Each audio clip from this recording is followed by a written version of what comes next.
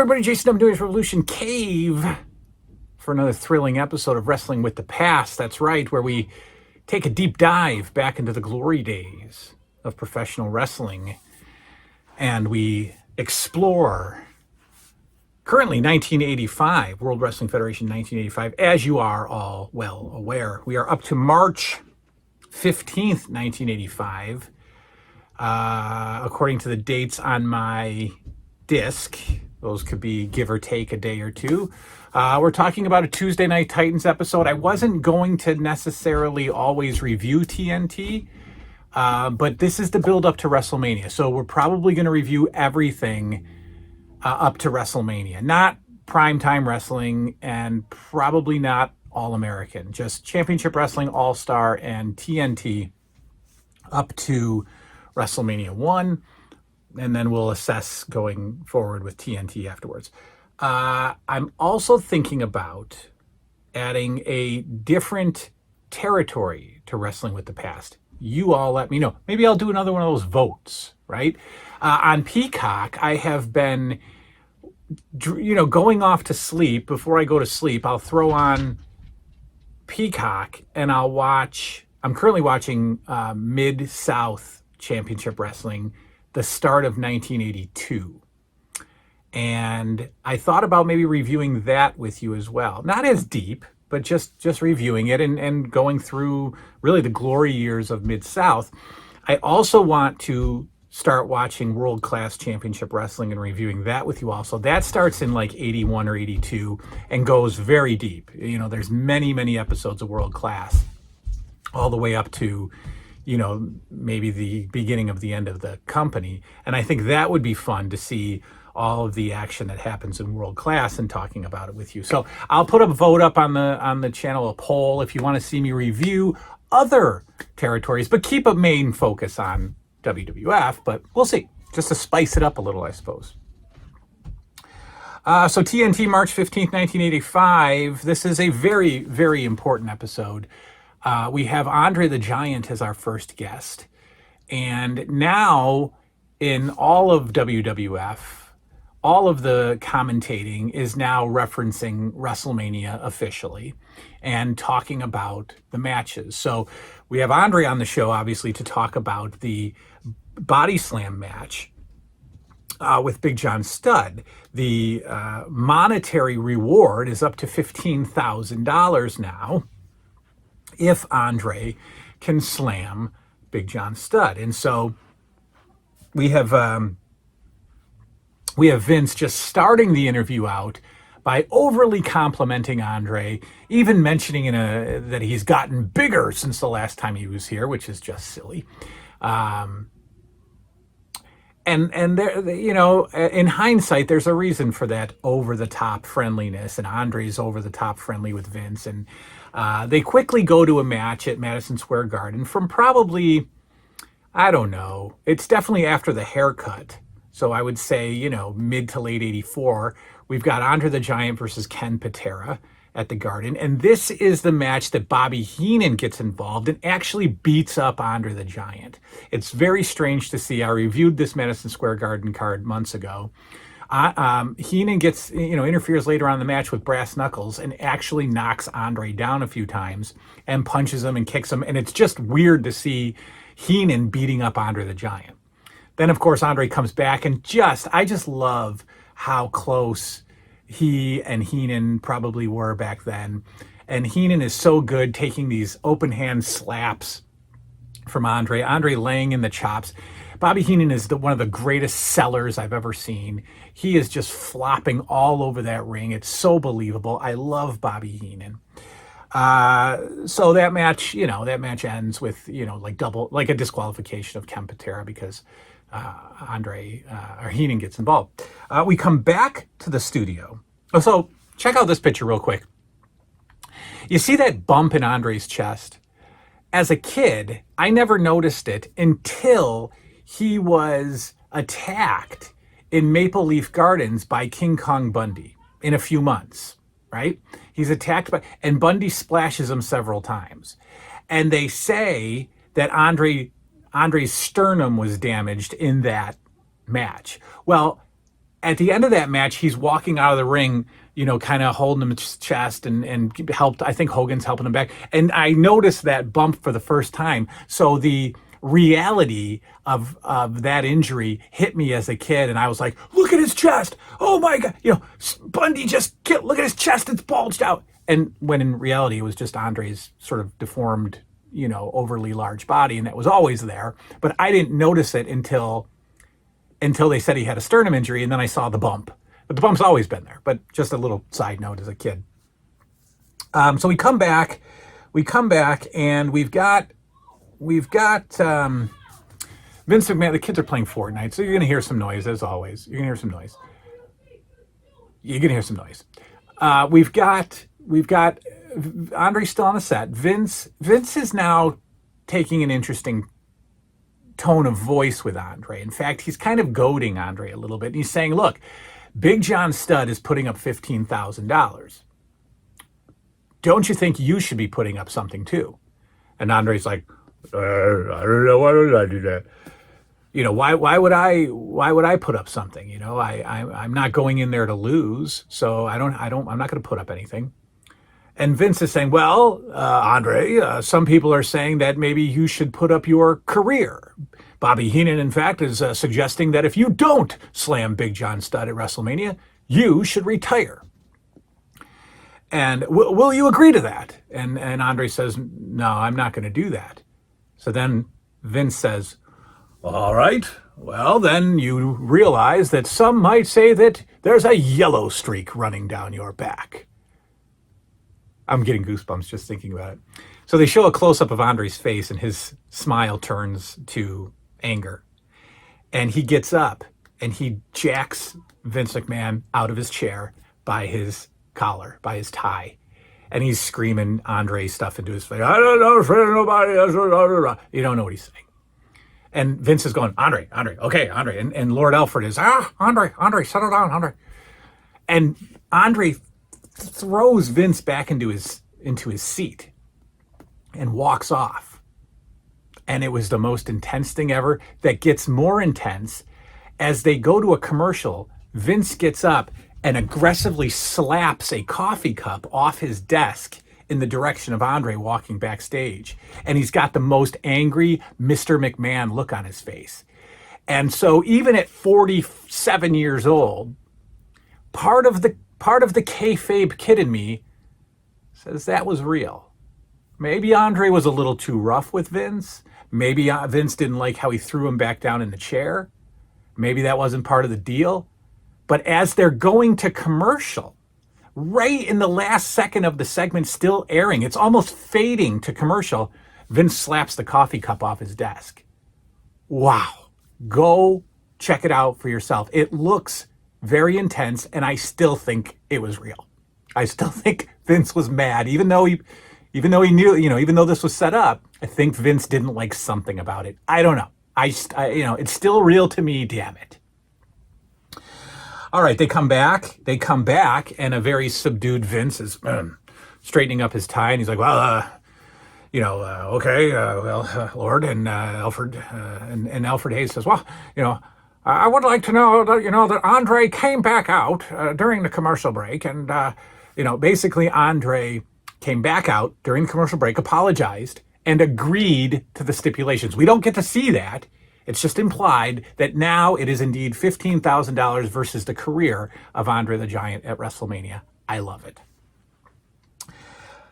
Then from there, Greg Valentine and Jimmy Hart are next up. They immediately start playing up the fact that Jimmy Hart is a real rock and roll star, of course, being a part of the Gentrys.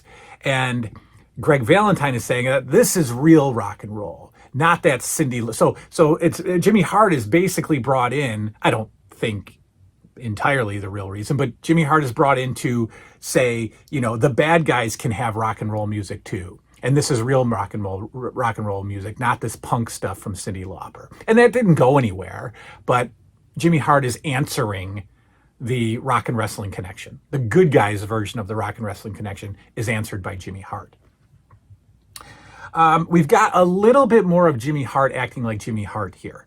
in the very beginning, he was a little bit more subdued. There wasn't a megaphone yet. But on this TNT, you can kind of see him morphing into Jimmy Hart, the squeaky, laughing manager outside the ring that really gets full into it with the megaphone. But, they do mention that he came up from Memphis, Tennessee.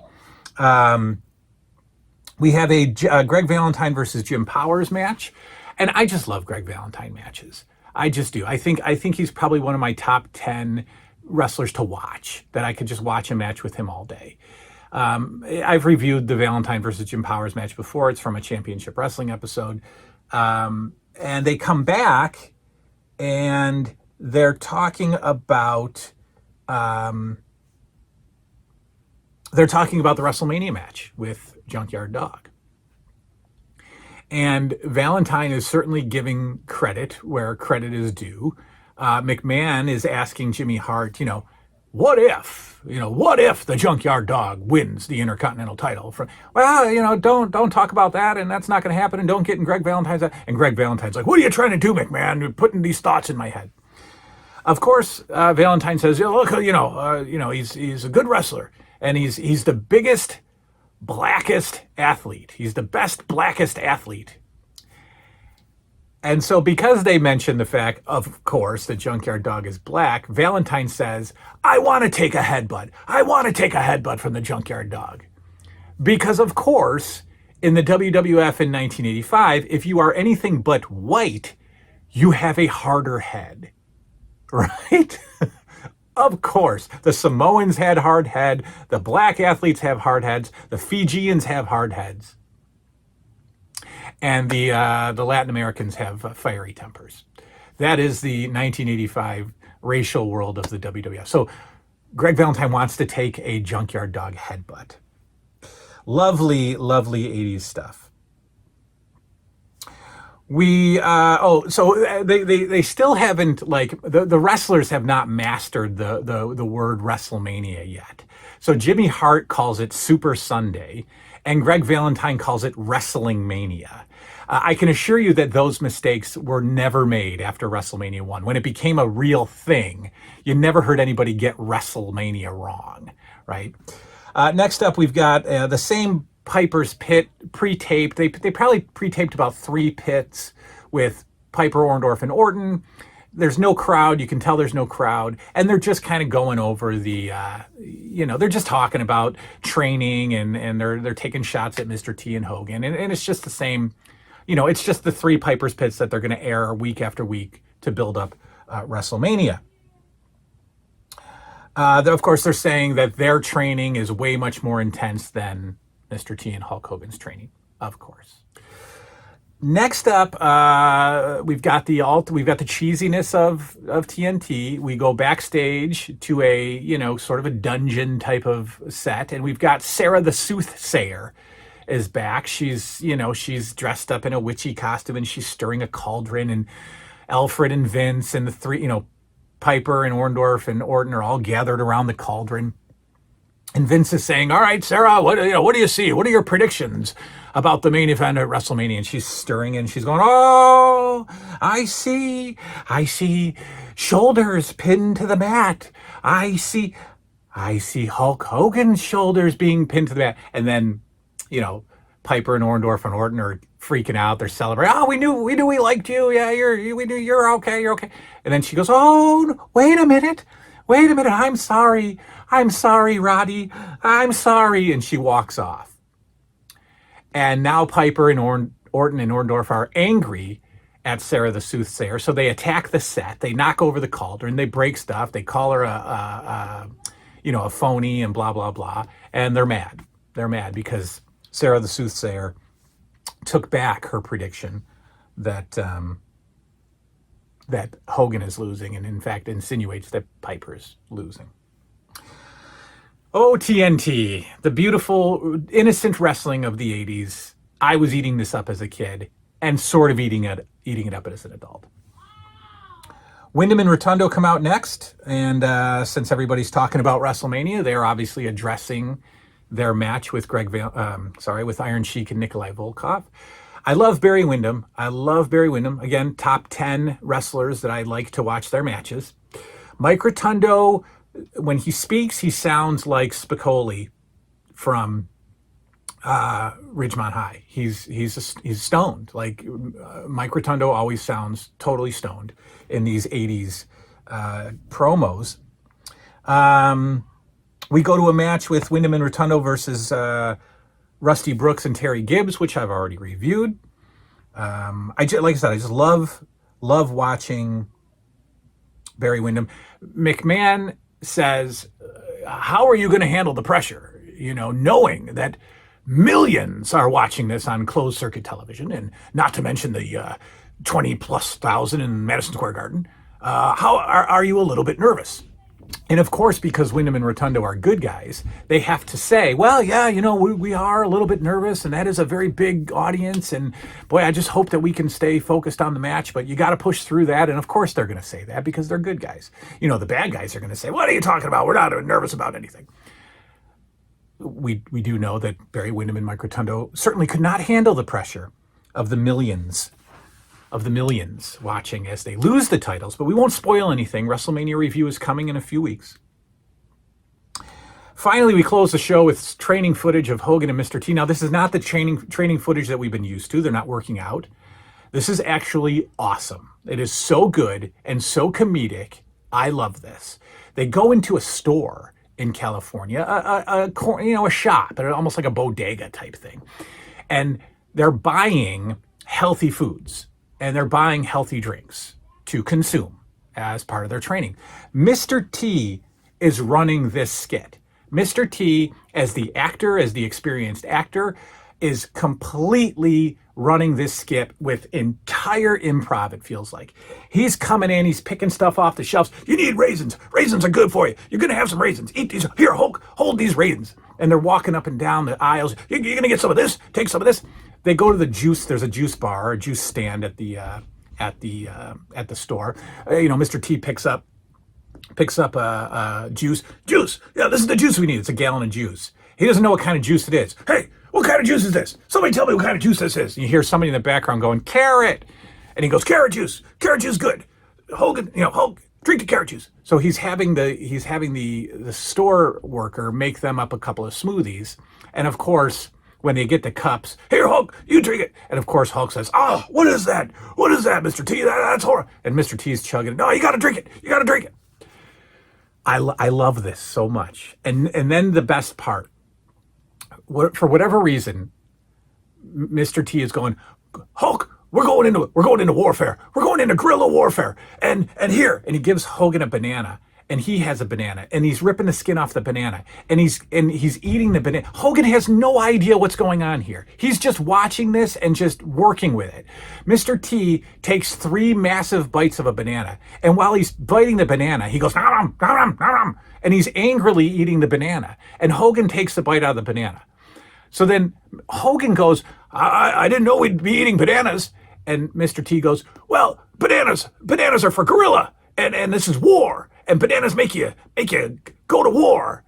And Hogan is looking at him and he's laughing. Hogan is trying so hard not to laugh. And because Mr. T is somehow connecting bananas to guerrilla warfare because gorillas eat bananas.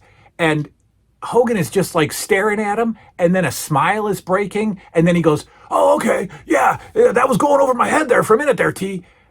And it's so beautiful. It is so good. I laughed and I rewound it 5 or 6 times just to watch Hogan cracking a smile and staring at Mr. T as if Mr. T has completely lost his mind. T is dominating this skit. It is such good improv. I loved it.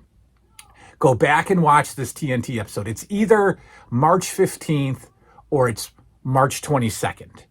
I think it's March 22nd because the next TNT is more predictions of WrestleMania, and then the post WrestleMania. So I think my dates are off. It doesn't matter, but go watch either 315 TNT or 322 TNT,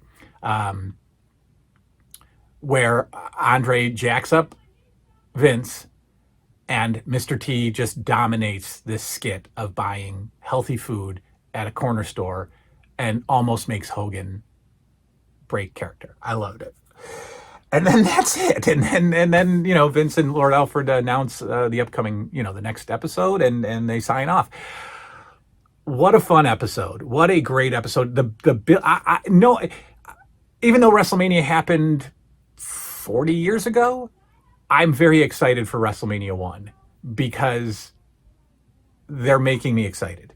And I'm going to review it with you. I'm going to watch it. We're going to do a super deep dive into WrestleMania. It'll probably be a 45, 50-minute episode, but I'm excited for WrestleMania because of the buildup of these shows. I'm really excited about it. So, all right, that's it. That's Wrestling with the Past. I'll do a vote to see if you want me to review other shows, but keep the focus on WWF. That is all. Good night now.